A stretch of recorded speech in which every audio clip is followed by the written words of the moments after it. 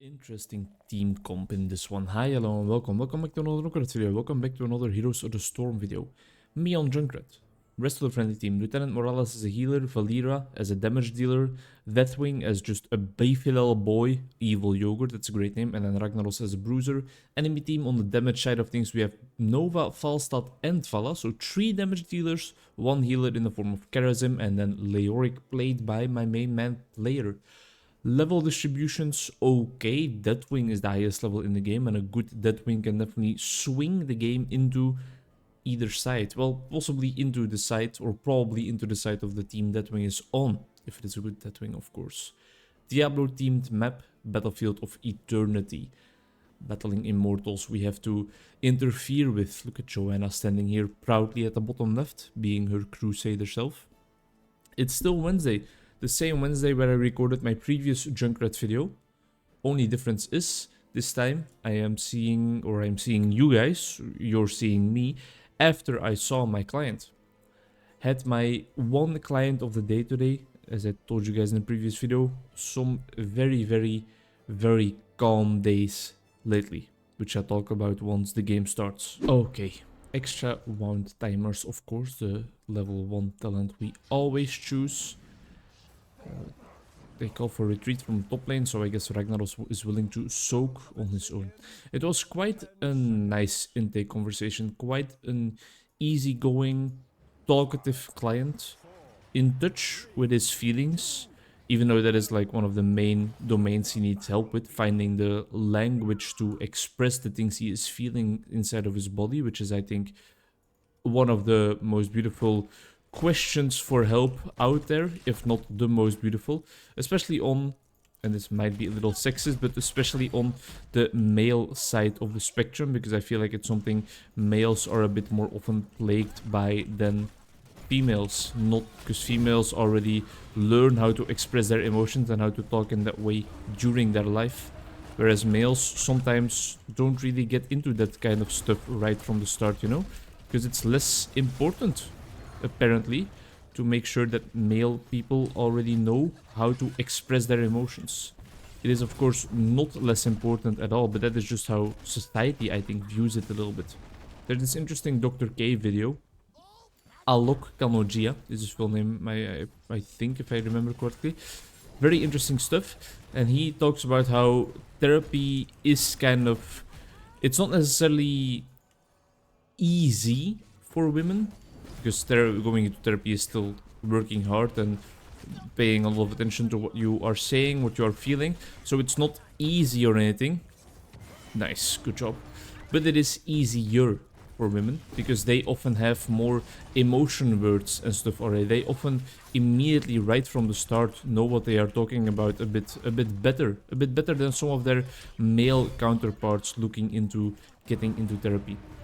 Dr. K has an interesting video about that, about how it is a realistic, it has an actual real impact on the way he sees his clients, for example, also, if I remember correctly, because the video has been out for quite a while, so I've seen it like a while back, but I feel like he really talked about this with, with both his male and female clients, probably mostly with the male clients, right? There's not really that much of a need most of the time, unless if it's like a specific topic that comes up, like the male capacity or the capacity of males to get in touch with their emotional side and talk about emotion words.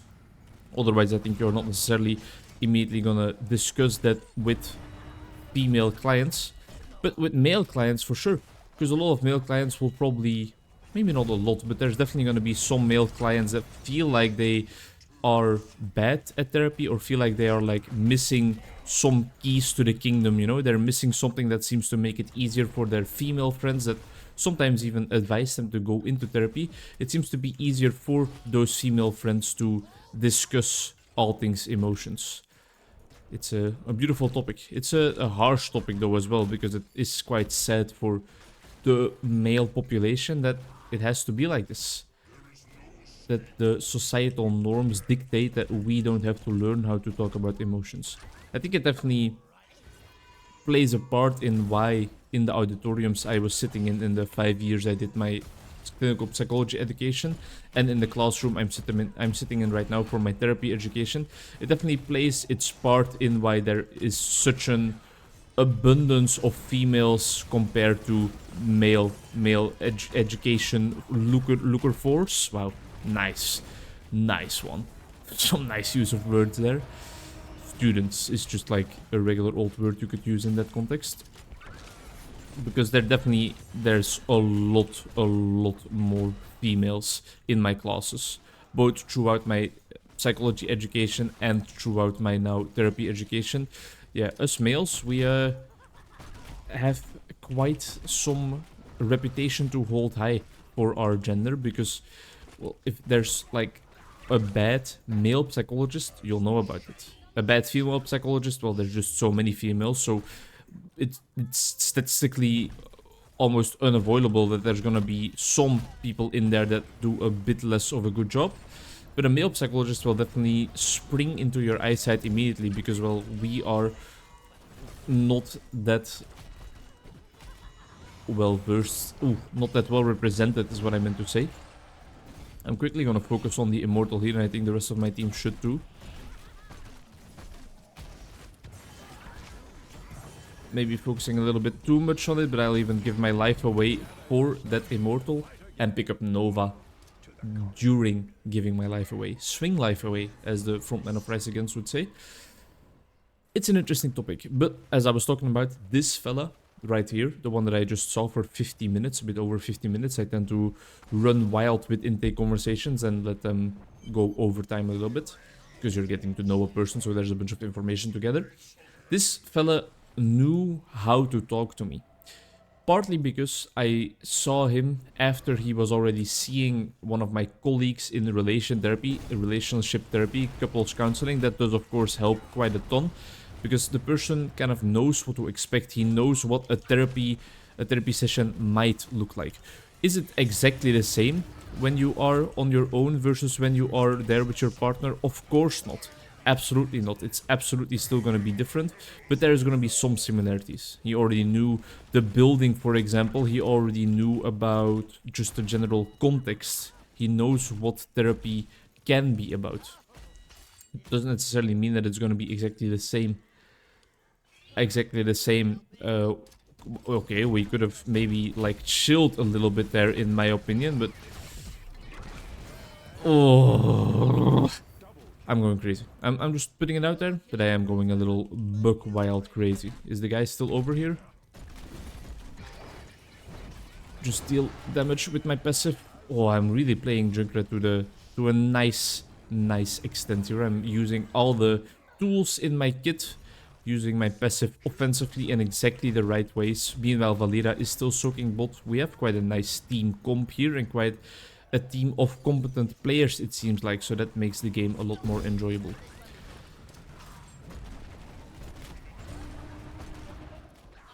And he had to learn it on his own, talking in emotional ways, talking about emotions, and he is still learning because he wants to learn further with me. But because he already talked about like his father, for example, not being emotionally available all that often, which is that felt nice, which is something that you will also see quite often in males, their father figure not being the most emotionally available chap out there. And that makes it hard for you to realize how to talk about emotions, because you don't have that nice of an example. The Nova is right there.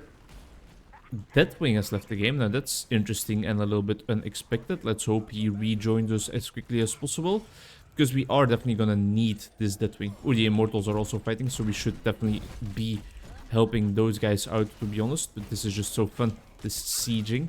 Let's head over to the Immortal though. Top of the game in hero damage, in siege damage, not in experience soaked, because, well, I have not been soaking experience. I've just been firing away at enemies all the time, so it's to be expected. I'm looking forward to the rest of my trajectory with this man, because I really want to help him out, kind of fleshing out what is already there. He has the potential to become an emotionally well-adapted fella, but he just has a little bit of work cut out for him still. And I think he definitely has the capacities to make the most out of it. Make the most out of my therapy with him. I'll block one shot for my team. That wing's back. He's in the middle of it, right in the thick of it, as soon as he is joining. But I think that wing is a hero that is well suited to equip, or well equipped to deal with that rather. Don't mix two ways of saying the same thing intertwined with each other, because that will often not sound all that great. I don't know what you want me to do with this stim drone, because I mean our entire team is just dying.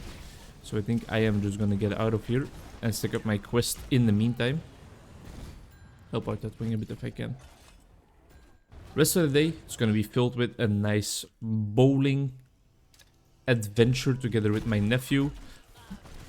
Together with my nephew Simon. Some nice bowling together. Other than that, we have intervision later today, which means that me and my colleagues are gonna sit together and be like, hey, this client, I'm having struggles with him or her. How do I deal with that? What are your guys' suggestions?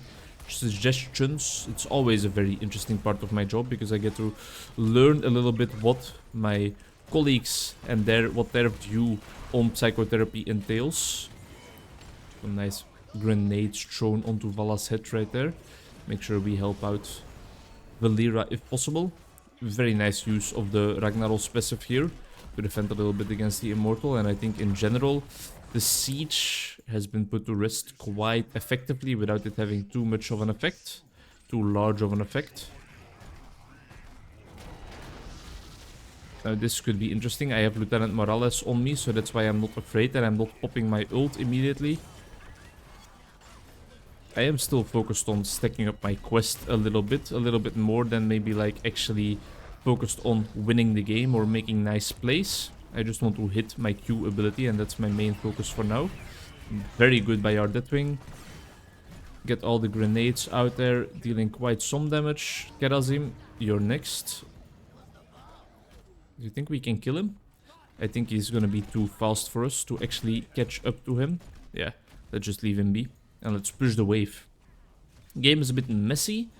It's just a bit hectic, not necessarily messy. I think we are still doing what we should do as a Junkrat, but I am lacking a bit of overview, maybe. Maybe that's the thing. I'm lacking a little bit of overview. I feel like my commentary is also just going all over the place, exactly because I am lacking the overview of the game. I do feel that, like, if the thing happening on screen and the thing I'm focusing on while talking is hectic, then my commentary will be a lot more hectic most of the time. Nova, I saw you at the last minute. A little bit too late, but I have Lieutenant Morales here to heal me up. I love having a pocket healer. It's so beneficial to us. I'm just waiting for that level 16 goodness where I can start using the spread shot, because then, not then and only then, but then I will really be able to start doing some insane damage. Lieutenant Morales, I appreciate the pocket healing, but you can also help out the rest of our team a little bit sometimes. The Immortals are up again. I love seeing male clients because I want to help them out in discovering their capacities to talk about emotions. Discovering their, up until then, potentially like left behind capacities, because a lot of people will disregard that. There's even some rhetoric about, or some people convinced that males don't have any emotions. That's just batshit crazy, but that's America for you, I guess. It'll definitely happen not only like just in America, but it will probably happen more often in America than in other parts of the world.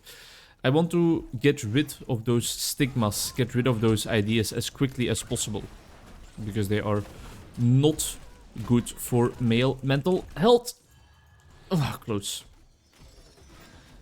We did scare them away a little bit from the Immortals, but I do believe, I do believe they are still focused on the bot Immortals and still dealing quite a bunch of damage to it. That's my bad. I was looking at the minimap instead of looking at my actual character, and that's why I got hit twice by the stun.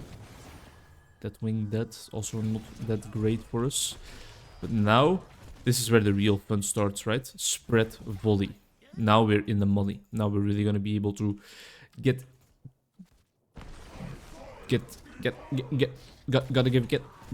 just sometimes you have to spontaneously burst into that black-eyed peas so low, you know? Sometimes that's just what needs to happen.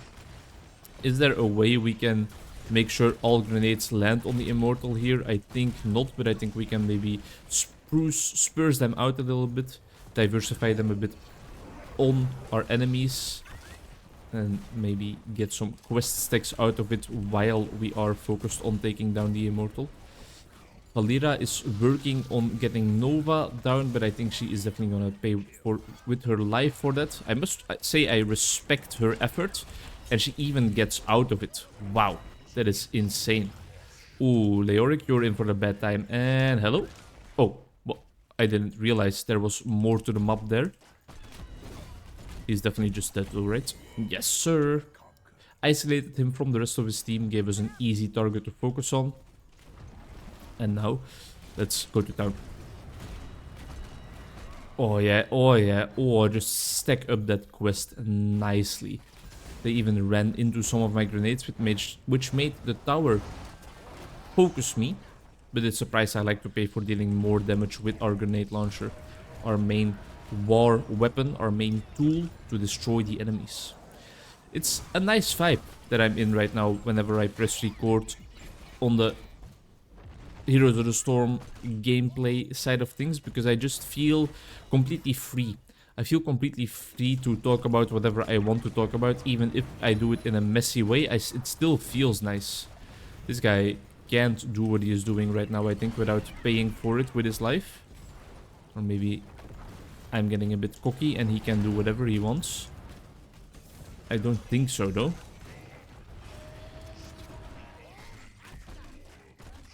Messy. Could have definitely gotten some more out of that, I think, but even Leoric is still alive. We didn't get any kills out of it, and that is surprising. I shouldn't have used my spread volley there either, because we were not in close enough quarters. But to be very brutally honest with you, considering the amount of team play I have seen so far, considering the amount of damage I have done so far, considering how far my quest is stacked up, I feel like we have quite a large chance, at least, of winning this game, even if we throw away some potential kills. Make sure I don't just throw away my life, though. That's some nice Kidasm damage right there. Looks like they are really chasing us down in this one. Get the volley of grenades out there. Just steal a bunch of damage while that wing is also wreaking havoc. It's a hard balance between, like, protecting Lieutenant Morales or actually focusing the heroes the rest of our team is focusing, but I think killing Leoric at this point in time is going to be beneficial to us. Oh, close. Lieutenant Morales almost died. Almost being the key word, though. This is going well. This is going nicely. This is going swimmingly. 15 kills. I have 1 death. Is it using my ult? No, right? I paid my life for one of the Immortals, I remember. Worth it? No idea. It was in the early game, and in one of the previous episodes I also talked about how the early game objective often is a bit weak and not really worth sacrificing yourself, so I guess I don't practice what I preach, really. Nova is gonna be around here somewhere for sure. But yeah, I press the record button and my brain starts to ramble. Heroes of the Storm has kind of become what Soulstone Survivors was. And definitely not every video. There's definitely videos where I still feel like my commentary is just shit. Complete shite and not worth listening to in the slightest. But most videos I'm quite satisfied with, because I don't have the highest expectations, you know? I don't want this to be as good of quality, I don't want these videos to be of a quality like my philosophical ramble videos. They don't have to be. Not every video has to be like well thought out, well rehearsed, script written beforehand. No, I can just ramble on and it's still gonna be exactly what I want to produce. Because gameplay content is also still something I want to invest in. He doesn't have any other CC, right? So I can just do this. Deal some damage to him. And I will be right back. I guess I distracted Leoric from the rest of our team for a second, even though that was not necessarily what I set out to do. I actually wanted to push the top lane in a little bit, but look at this. I'll just be right back in the mix. Junkrat is very nice for just directing some attention away from the rest of your team, because I can rejoin them in an instant without breaking a sweat. Okay, are we gonna finish the game? I think we might. I think we definitely have it within our Within our capacities, within our grip, I should then not focus Fala, but really just like focus dealing damage to the base. It's already gone. I wasn't paying attention. Easy enough. MVP?